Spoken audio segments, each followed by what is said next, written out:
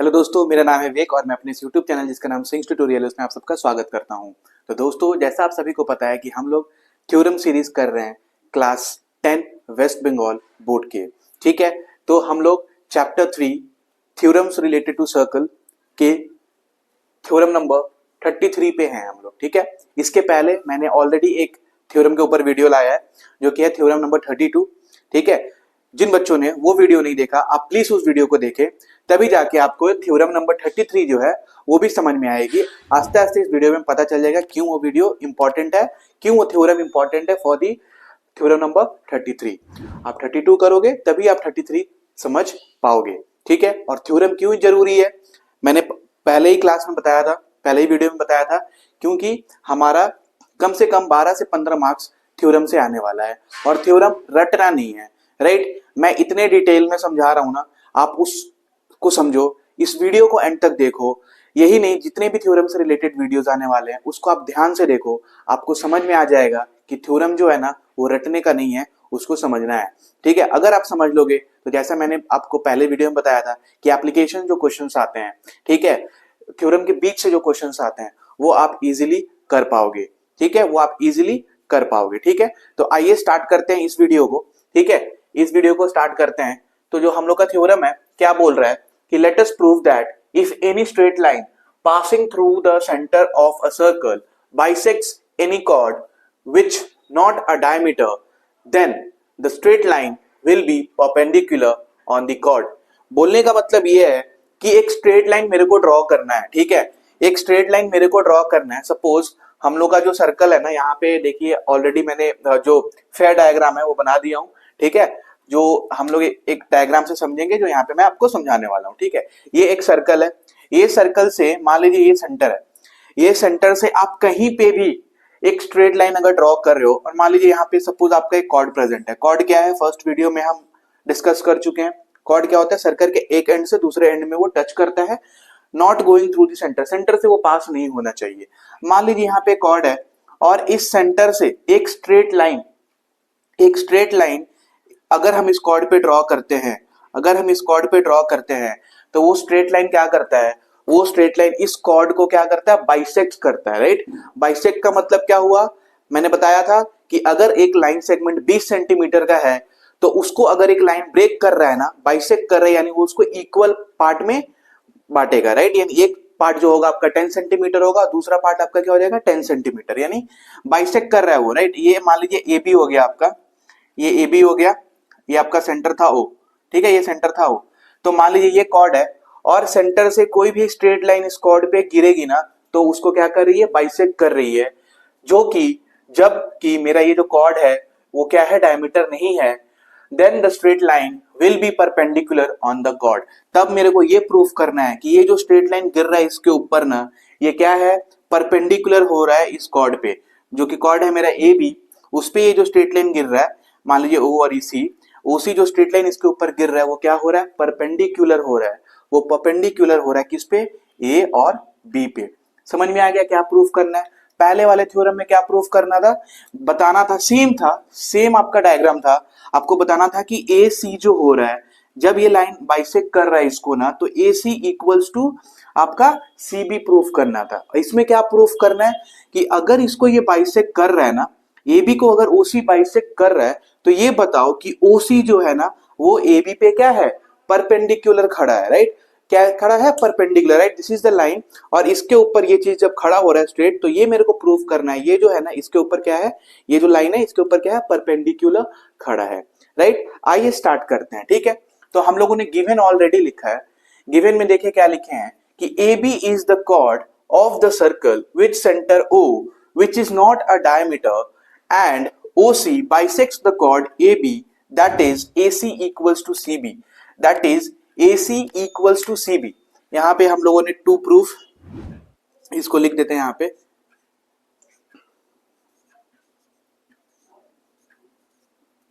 To proof था, ये आपका कंस्ट्रक्शन था।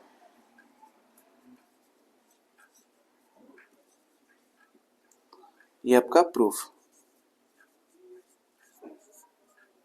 ठीक है, तो गिवन हम लोगों ने पढ़ा, गिवन में क्या बोला था, ए बी एक कॉर्ड है, ए बी हमारा क्या है, एक कॉर्ड है एक सर्कल का, जिस सर्कल का सेंटर क्या है ओ है, जिस सर्कल का सेंटर क्या है ओ है, और ए बी मेरा क्या है डायमीटर से पास नहीं हो रहा है, और ओसी जो है, ओसी जो है वो क्या कर रहा है, बाइसेक्ट कर रहा है कॉर्ड ए बी को, ओसी क्या कर रहा है, बाइसेक्ट कर रहा है कॉर्ड ए बी को, जिसकी वजह से क्या हो रहा है, एसी है और सीबी क्या हो रहा है, इक्वल हो जा रहा है, राइट। यही चीज हम लोग फर्स्ट थ्योरम में प्रूफ किए थे, जो कि था थ्योरम नंबर 32। तो प्लीज उस थ्योरम को देखें आप लोग जाकर, तब ये जो थ्योरम होगा ना बहुत ही इजी, बहुत ही सरल हो जाएगा आप लोग के लिए, ठीक है।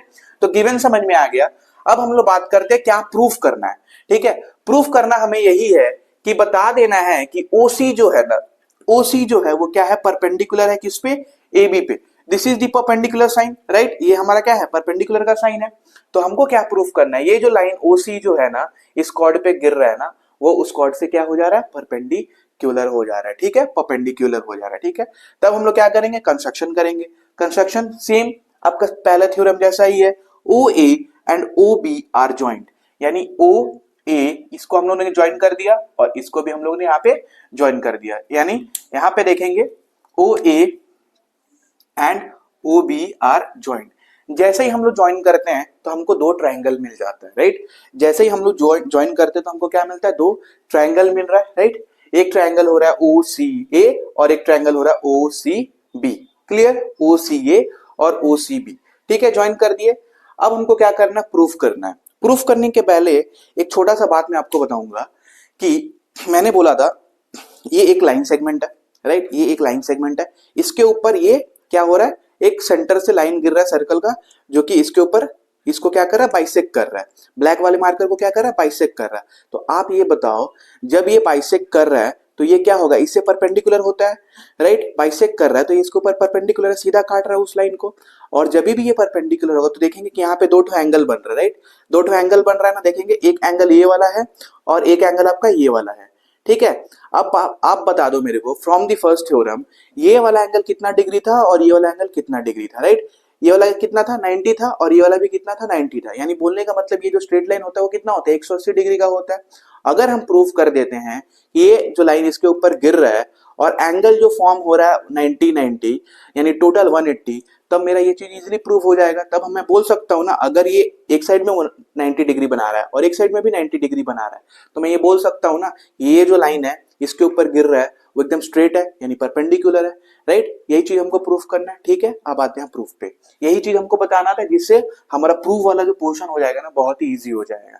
देखेंगे in triangle OCA and OCB, triangle OCA and OCB, clear। OC is the common side। OC जो है, OC कौन सा है भाई, वो लाइन है जो हमारा परपेंडिकुलर कॉर्ड पे गिर रहा है, राइट। OC ये वाला लाइन है, दिस इज द लाइन, ठीक है। ये क्या है, इन दोनों ट्रायंगल में, ये ट्रायंगल हो गया आपका एक OCA और OCB, ये क्या है, दोनों में कॉमन है, राइट। मैंने बताया था ना कि मान लीजिए ये मेरा घर है और ये दीवार के पीछे मेरी बड़ी मम्मी का घर है, ठीक है।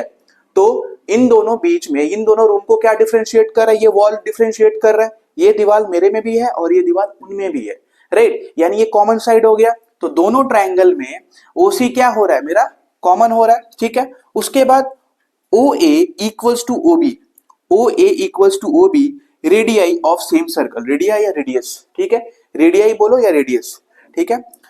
क्यों हो रहा है, हमें पता है ये तो सर्कल एक ही है ना, और इसी के सेंटर से अगर मैं एक लाइन सेगमेंट ड्रॉ करता हूं इस सर्कल के कोई भी एंड तक, मान लीजिए यहाँ तक, यहाँ तक, यहाँ तक, कोई भी ड्रॉ करता हूं, मान लीजिए ऐसे मैंने ड्रॉ किया यहाँ से लेके यहाँ तक, तो ये भी क्या हो गया, रेडियस हो गया।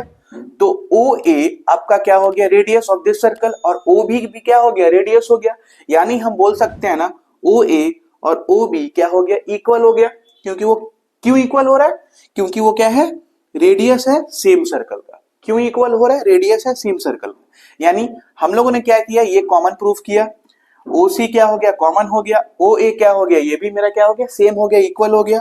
थर्ड वाला क्या है, AC equals to CB, AC equals to CB, यानी ये जो लाइन है ना AC यहां तक और CB, पहला ट्रायंगल में क्या है, AC है और दूसरे वाले ट्रायंगल में क्या है, CB है।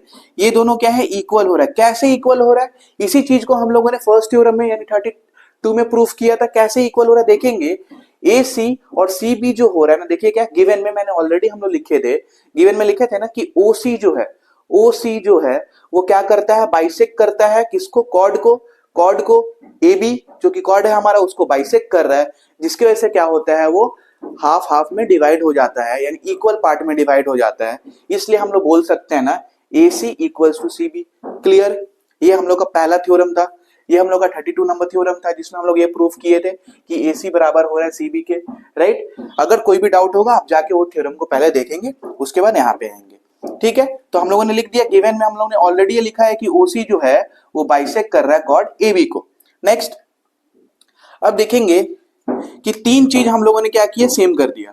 तीन चीज हम लोग क्या किया, प्रूफ कर दिया, राइट। वो तीन चीज क्या था, तीनों चीज क्या था, मेरा पहला था ये कॉमन साइड है दोनों में।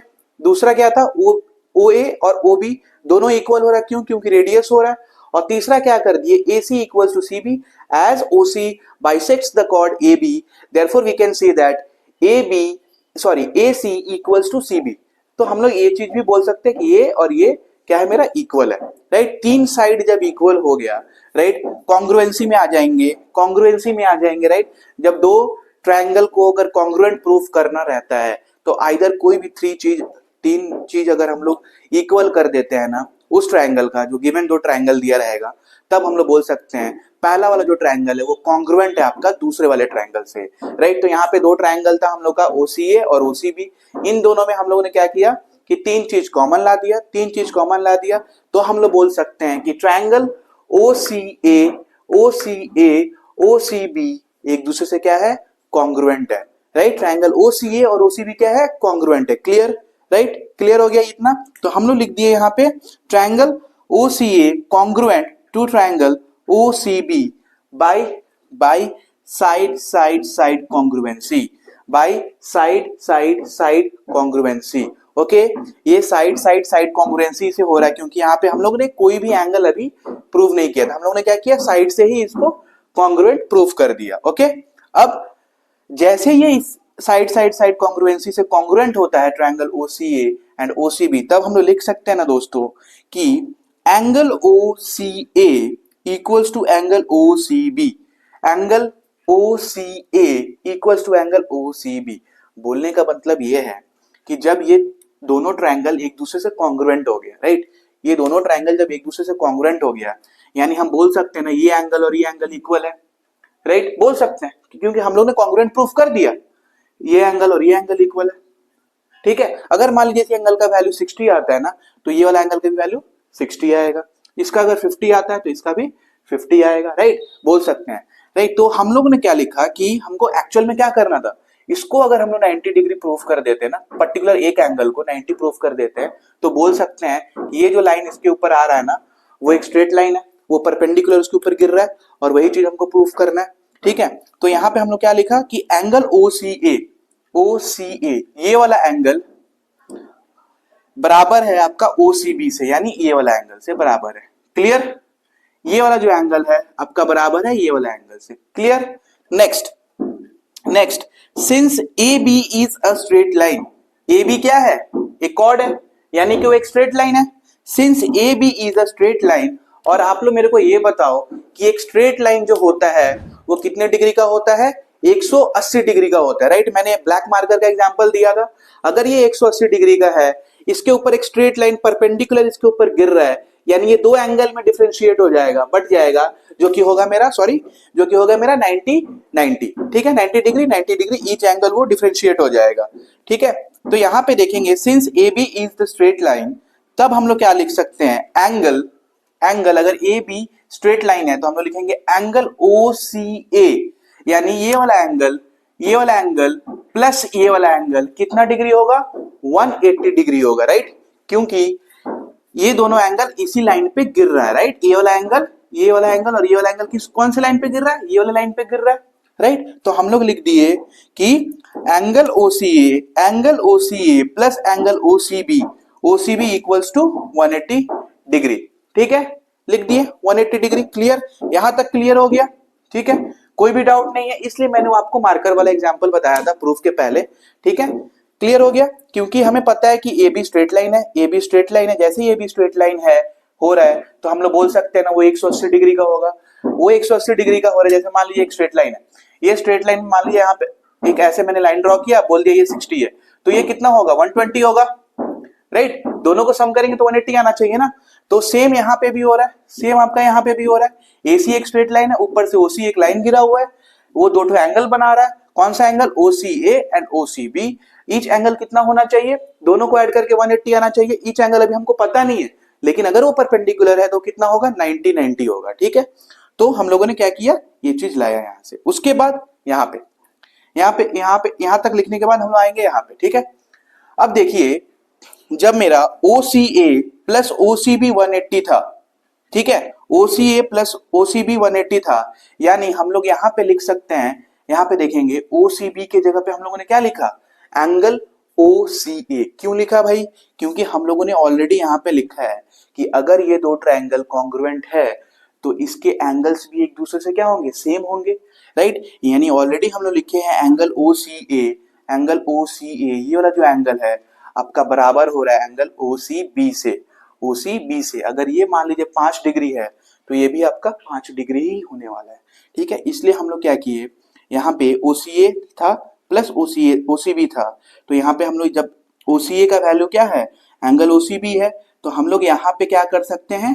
OCA पुट कर सकते हैं, ठीक है। इसलिए हम लोगों ने क्या किया? OCB यहाँ पे पुट किया, राइट। क्लियर हुआ ना ये चीज? ठीक है। नहीं होगा तो आप लोग प्लीज कमेंट में बताना, मैं फिर से ट्राई करूंगा इसको समझाने का। यहाँ पे क्या था? OCA plus OCB equal to 180 degree. अब OCB की जगह पे हम लोग क्या पुट कर सकते हैं? OCA पुट कर सकते हैं, क्योंकि ऑलरेडी ये क्या है? इक्वल है। कैसे इक्वल हो रहा है? कॉन्ग्रुएंट से इक्वल हो रहा है, ठीक है। कैसे इक्वल हो रहा है? कॉन्ग्रुएंट से। हम लोग ने कोई गलत नहीं किया, हम लोग ने पहले कॉन्ग्रुएंट प्रूफ किया, उसके बाद हम लोग क्या किए कि दोनों एंगल की जगह पे एक ही एंगल, क्योंकि दोनों सेम है, रख सकते हैं। तो हम लोग ने क्या किया? OCA plus OCA equals to 180 degree. Clear? अब देखिए यहाँ पे angle OCA plus angle OCA क्या हो जाएगा? 2OCA हो जाएगा। एंगल क्या हो जाएगा? 2 एंगल OCA हो जाएगा। दोनों को ऐड करेंगे, ठीक है। मान लीजिए कि A प्लस A कितना हो जाता है? 2A होता है, राइट। 2A होता है। वैसे ही हम लोग क्या लिख दिए यहाँ पे? Angle 2 angle OCA equals to 180 degree. अब ये 2 क्या होगा? ये 2 क्या जाएगा? इक्वल्स टू के उधर गया, यानी 180 को वो डिवाइड किया, 180 को वो डिवाइड किया। जब 2 180 को डिवाइड करेगा तो कितने बार में जाएगा? 90 टाइम्स, राइट। 90 यानी 90 डिग्री आएगा। तब मेरा एंगल OCA का वैल्यू क्या हो जाएगा? यहाँ पे OCA ही ना बच गया, क्योंकि 2 वहां पे चला गया, तो 2 यहाँ पे क्या था? मल्टीप्लाई में था। जब इक्वल्स टू के उधर गया तो डिवाइड हुआ, तब आपका एंगल OCA का वैल्यू क्या हो गया? 90 डिग्री आ गया। यानी ये वाला जो एंगल था वो मेरा कितना आ गया? 90 डिग्री। ये वाला जो एंगल था मेरा कितना आ गया? 90 डिग्री आ गया, राइट। ये वाला एंगल मेरा 90 डिग्री आ गया। तो सिंपल सा कॉन्सेप्ट है, जब ये 90 है तो ये भी कितना होगा? 90 होगा ना, क्योंकि हमें पता है AB कितना डिग्री है भाई? एक स्ट्रेट लाइन है जो कि होता है 180 डिग्री। तो हम लोग लिख सकते हैं कि angle OCB equals to 90 degree. क्यों लिखें? क्योंकि ऑलरेडी हम लोग यहाँ पे लिखे हैं OCB बराबर क्या हो रहा है? OCA हो रहा है। तो OCA अगर 90 डिग्री है, OCA आपका अगर 90 डिग्री है, तो OCB भी क्या होगा? 90 डिग्री होगा। OCB भी क्या होगा? 90 डिग्री होगा। फिर यहाँ पे आएंगे, ये मेरा मार्कर था, राइट। ये मेरा मार्कर था, ये इसके ऊपर स्ट्रेट लाइन गिर रहा था, कॉर्ड OC। ये मेरा AB लाइन था, कॉर्ड, राइट। अब हम लोग क्या किए? इसको प्रूफ कर दिए कि ये 90 डिग्री है, ये भी 90 डिग्री है। तो हम बोल सकते हैं ये जो लाइन है इसके ऊपर जो गिर रहा है, इस कॉर्ड के ऊपर गिर रहा है, वो क्या है? परपेंडिकुलर है। वो क्या है? परपेंडिकुलर है। तो यहाँ पे देखेंगे, therefore OC perpendicular to AB, OC perpendicular to AB, hence this is proved. जो कि हमको प्रूफ करना था कि OC बता दो कि परपेंडिकुलर है AB से, बता दो कि परपेंडिकुलर है AB से। OC जो है वो क्या है मेरा? परपेंडिकुलर है AB से, राइट। OC जो है क्या है मेरा? परपेंडिकुलर है AB से। क्लियर हो गया, राइट। बहुत ही इजी है, ठीक है। अगर आप पहला वाला थ्योरम देखे होगे ना तो ये एकदम इजीली समझ में आ गया होगा। अगर आप थ्योरम नंबर 32 देखे होगे, ये इजीली समझ में आ गया होगा, ठीक है। आप लोग इसको कॉपी करिए, कोई भी डाउट होगा कमेंट में बताइएगा, ठीक है। हम लोग अभी थ्योरम सीरीज कर रहे हैं West Bengal class 10, right. West Bengal class 10 के लिए, ठीक है। ये अभी दूसरा थ्योरम था, अभी बहुत सारे थ्योरम आने वाले हैं, ठीक है। Thanks for watching. अच्छे से पढ़ाई करिए, माता पिता का ख्याल रखिए। जल्दी मिलते हैं नए थ्योरम के साथ। जय हिंद, जय भारत माता।